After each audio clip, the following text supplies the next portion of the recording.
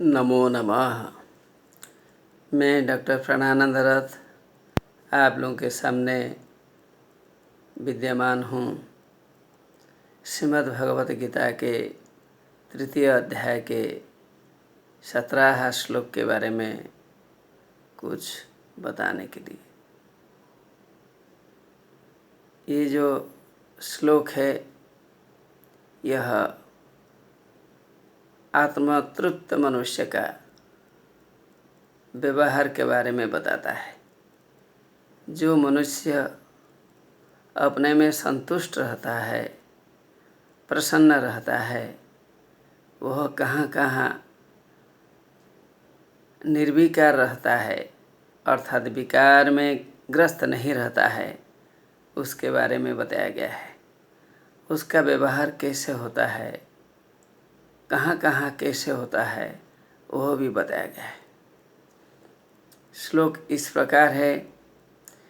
यस्त्वात्मरतिरेव स्यादात्मतृप्तश्च मानवः आत्मन्नेव च सन्तुष्टस्तस्य कार्यं न विद्यते। अर्थात यह मानवः आत्मरतिः एव स्यात्। जो मानव आत्मा में रति रखता है, परमात्मा में रति रखता है, परमेश्वर में रति रखता है, ब्रह्म में रति रखता है, आत्मनि एव संतुष्टः।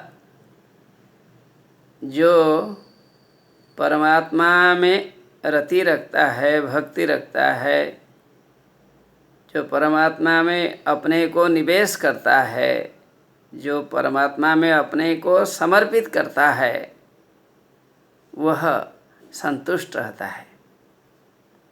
A man who has surrendered himself at the feet of Almighty is always happy, contented.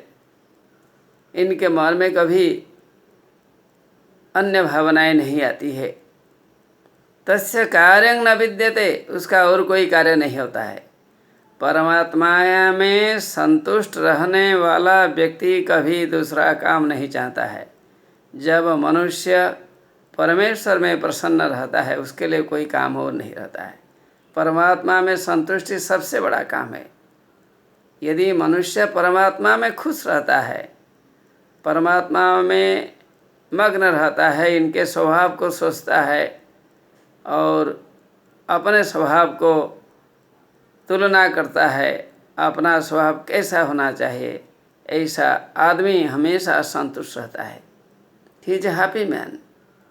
He is never worried for other activities.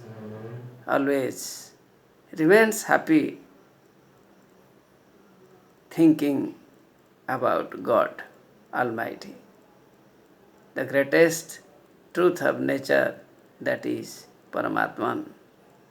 ईश्वर के बारे में सोच सोच कर वहीं वो मस्त रहता है और दूसरी चिंताएं इनके मन में नहीं आती है। तस्य कार्यं न विद्यते, उसका कोई काम नहीं रहता है। अर्थात वो क्या काम नहीं करता है, वह काम करता है, मिल के रहता है। संसार में सभी लोग आते हैं, किसी को अनदेखा नहीं करता है। ईश्वर के प्रति अपने को समर्पित करता हुआ वो जीवित रहता है, वह जिंदा रहता है। आत्मा में सब कुछ समर्पित करते हुए, ईश्वर में सब कुछ समर्पित करते हुए वो खुश रहता है। नित्य पदार्थ जो दिखाई देता है उसमें वो इतना अपने को मशगूल कर देता है, औरों को पता नहीं चलता है। अनित्य वस्तु को धन, जन, लक्ष्मी इत्यादि ये सब को वो नहीं देखता है। He doesn't care for all the mundane properties. ये सब देखता नहीं है, नित्य पदार्थ में मन को रखता है। नित्य पदार्थ क्या है?